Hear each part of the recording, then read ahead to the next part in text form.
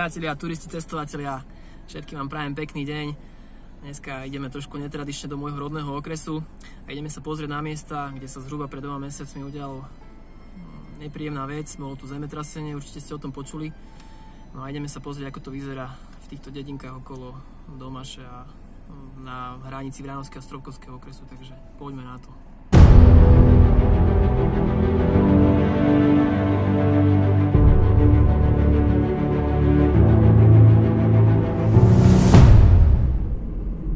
Priatelia, pokračujeme v ceste, už sa nachádzame v Stropkovskom okrese, prichádzame do dedinky Tokaj, kde by mal byť jedno z miest, ktoré zemetrasenie zasiahlo, takže uvidíme.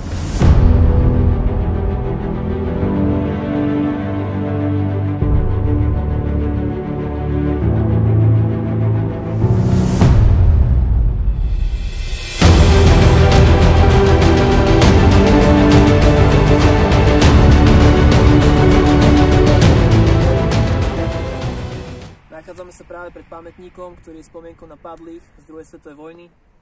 Vidíte, že na suche chýba hlava. Takže zemetrasenie dalo tomuto pamätníku zabrať. No a dúfame, že to sa zrekonštruuje a časť tejto vojnovej histórie ostane zachovaná pre ďalšie generácie.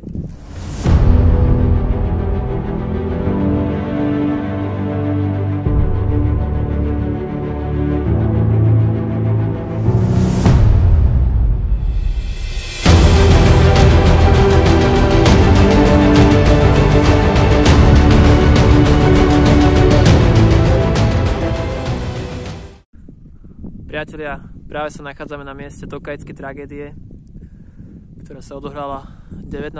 novembra 1944. Práve na tomto mieste, ktoré je už niekoľko rokov takým pamätným areálom, bolo zavraždených 32 občanov.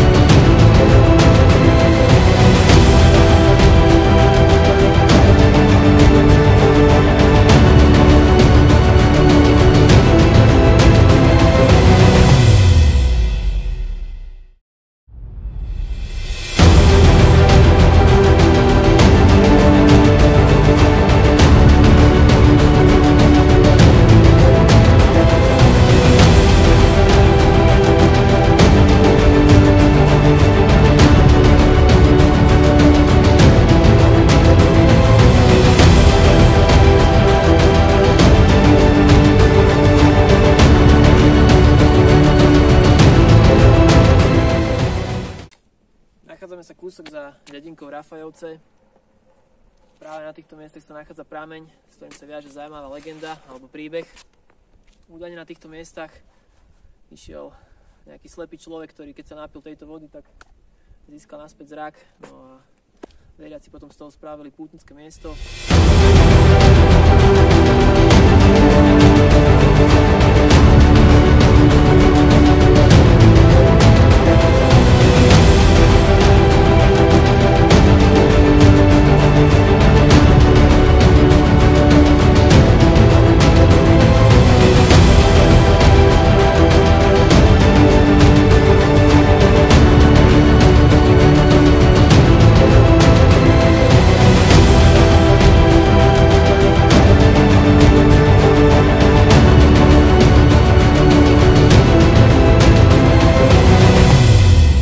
Priatelia, toľko na dnes odo mňa. Zdravím vás zo severovýchodu. Verím, že som aspoň trochu priblížil nejaké ďalšie neznáme miesta z tohto regiónu a prajem vám veľa šťastných kilometrov. Čaute.